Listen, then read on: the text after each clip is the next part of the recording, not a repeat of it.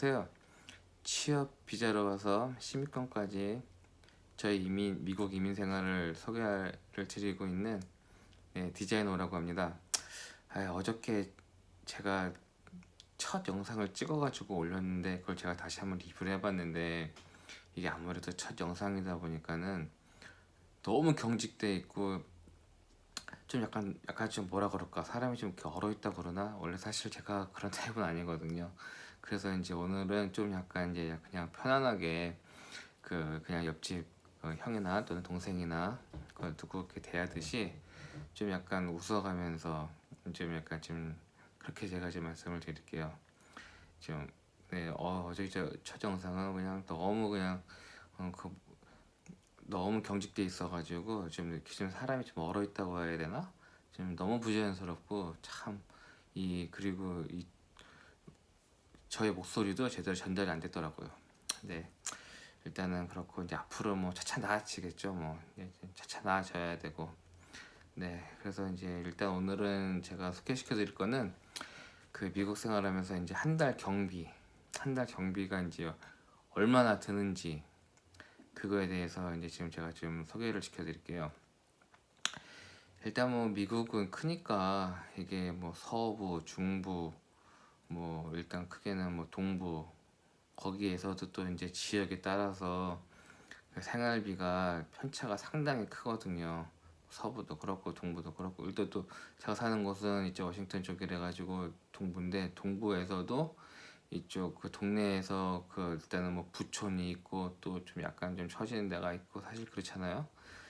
그래가지고 그쪽에 대해서는 이제 정확하게는 뭐 얼마다 이렇게 딱 부러지게는 말씀을 못 드리는데, 일단 그래도 지금 한국 분들이 많이 사시고, 그다음에 이제 그 한국 분들이 생활하는 그 수준에 맞게끔 제가 그 소개를 시켜드릴게요. 그다음에 이거는 뭐 일단 한 달 경비는 그다음에 가족 구성원의 수에 따라서 이게 많이 이제 틀린데요. 일단은 뭐 가족이 많으면 많을수록 당연히 경비가 많이 들어가겠죠. 근데 뭐 저는 일단 결혼은 했고 아직 일단 애는 없기 때문에, 일단 저는 이제 저희 둘이 그 2인 기준으로 해서 2인 기준은 아니지만 일단 뭐 일단 제가 지금 들어가는 경비에 맞춰가지고 제가 지금 소개를 좀 시켜드릴게요. 일단 뭐 가장 크게 들어가는 거는 이제 집 렌트비 또는 모기지, 이 집에 들어가는 게 가장 크죠. 그래서 이제 만약에 원베드에 사시 원베드 이제 보통은 이제 2인 가족이면은 이제 원베드 하고 이제 원 리빙룸 많이들 사시는데, 일단 뭐 제가 사는 이쪽 그 기준으로 보면은 일단 원베드 같은 경우에는 거의 한 1200에서 300, 또는 지역이 좀 괜찮고 교통이 편리하고 그런 쪽은 1400, 1500까지도 있어요. 아주 좀 좋은 데는, 시설도 괜찮고 그런 데는 그 정도 들어가고, 그 다음에 뭐 투베드다 그러면은 뭐 1600부터 시작해서 1900 이 정도. 그다음에 뭐 쓰리베드룸이면은 뭐 조금 더 들어가겠죠. 뭐 쓰리베드룸이면은 일단 뭐 집이 뭐 아파트냐 콘도냐 또는 뭐 타운하우스냐 싱글홈이냐 이런 거에 따라서 가격 차이가 물론 많이 나지만은, 일단 일반적으로 한 쓰리베드룸이면은 보통 한 2,200불 정도, 그 정도, 또는 뭐 2,000불에서 2,200불 정도에 많이 거주하시는 것 같아요. 그다음에 뭐 렌트비 같은 경우는 이제 뭐 다 아시다시피 한국으로 치면은 월세죠. 월세인데 여기는 뭐 전세 제도가 없기 때문에 당연히 이제 월세 그 렌트를 사시는 시작으로를 많이 하시고, 그 다음에 뭐 만약에 이제 그 집을 만약에 사신다 그러면은 이제 그 렌트비가 아니라 이제 그런 거를 이제 홈 모기지를 낸다고 하는데, 그 홈 모기지는 뭐 일단은 집이 만약에 10만 불이다 그러면은 예를 들어서 그러면은 뭐 3만 불 다운페이 하고 나머지 7만 불에 대해서 원금 플러스 이자 이런 식으로 해가지고 갚아 나가는 그거를 이제 홈 모기지라고 하는데, 요거는 제가 나중에 제가 지금 2010년도에 제가 집을 샀어요. 그래가지고 그거에 대해서 제가 또 미국에서 어떻게 집을 사고 또 어떻게 팔고 그럴 때 이제 뭐가 필요하고 어떤 식으로 이루어지는지 그거는 제가 나중에 또 자세하게 설명을 해드릴게요. 그래서 일단은 뭐 저희 같은 경우는 한 1,600불 정도, 제가 2000 지역도 아주 부촌도 아니고, 그다음에 뭐 둘이 사니까는 이제 뭐 아주 뭐 큰 집도 필요 없고, 사실 뭐 큰 집 살 여력도 안 되고, 그래가지고 이제 저 같은 경우는 한 1,600불 정도 이렇게 지금 들어갑니다. 지금 다른 사람들에 비하면은 제가 집 2010년도 그 서브프라임 사태 그때 이제 제가 집을 사게 돼가지고 되게 아주 집값이 완전 폭락했을 때 그때 이제 샀어요. 뭐 제가 알고 산 건 아니고 이제 어떻게 사다 보니까는 어떻게 소가 뒷걸음치다가 쥐 밟은 격으로 해가지고 그렇게 됐어요. 그래서 지금 뭐 집값 많이 올랐는데 그거는 제가 아주 나중에 디테일하게 저의 집 또 제가 또 저의 세컨홈 이런 거에 대해서 한번 또 제가 또 설명해 드릴게요. 그 다음에 그 가장 큰 게 이제 집 렌트비나 모기지가 가장 많이 들어가고, 그 다음에 이제 뭐 자동차 페이먼, 이제 자동차 페이먼도 이제 얼마짜리를 타느냐에 따라서 당연히 다 틀리겠죠. 뭐 요즘 여기 뭐 시국이니만큼 이제 뭐 일본 차 뭐 그런 것들 한국에서는 좀 불면등이 일어나고 하는데, 사실 여기에서는 가장 일반적으로 많이 타시는 차들이, 무난하게 타시는 차들이 이제 토요타, 그다음에 혼다, 그다음에 현대, 기아 이렇게 아주 많이 타고 있어요. 특히 아시안 분들은.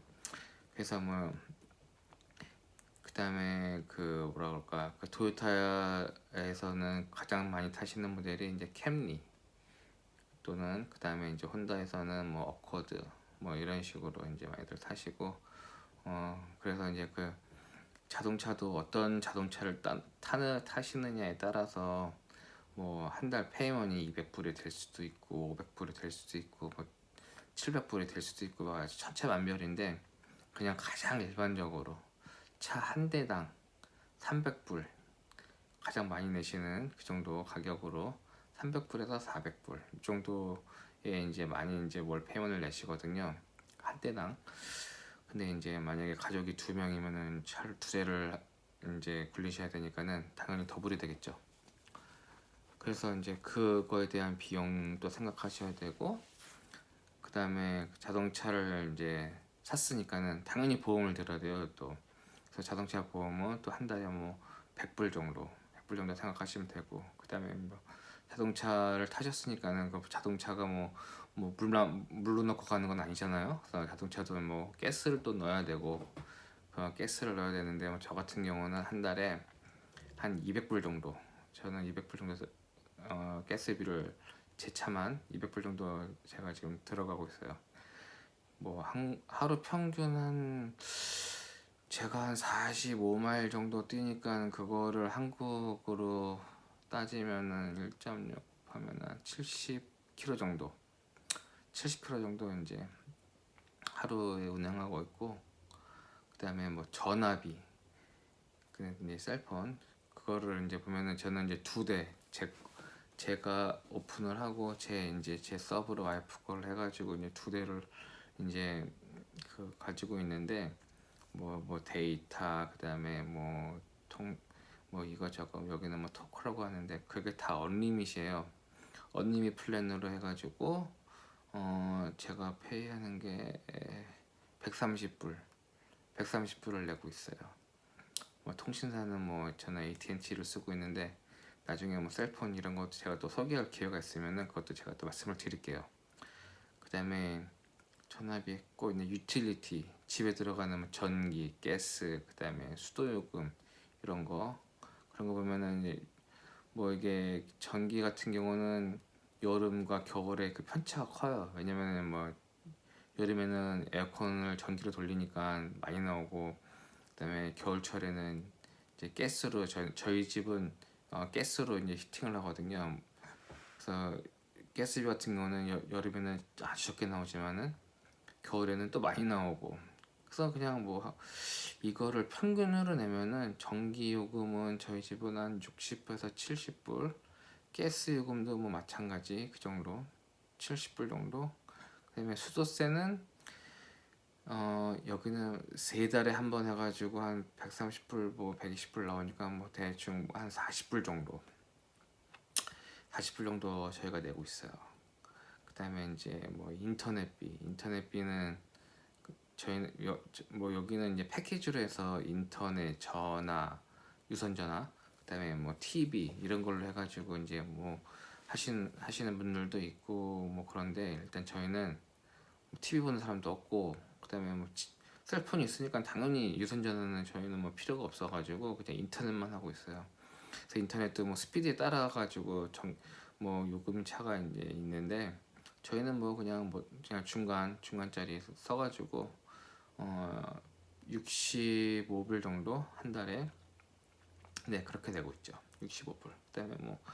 그다음에 저희가 그다음에 장 보는 그로서리, 이제 먹어야 되니까는, 그다음에 그로서리 식품점 가가지고 이제 장 보는 게 한 달에 둘이서 한 500불 정도, 외식 다 빼고 일단 딱 그것만 이제 이렇게 들어가는데, 이제 자녀분들이 있으신 분들은 뭐 당연히 더 들어가겠죠. 당연히 뭐 학교에다가 뭐 얼마씩 또 뭐 내는 것도, 제가 정확하게는 모르겠어요. 하여튼 들어가는 것도 있고, 애들 점심값, 그 다음에 뭐 학용품, 뭐 애들 뭐 애프터스쿨 보내고, 뭐 운동 가르치고, 그 다음에 악기 하나 가르치고 그러면은 이게 돈이 또 이제 들어가거든요.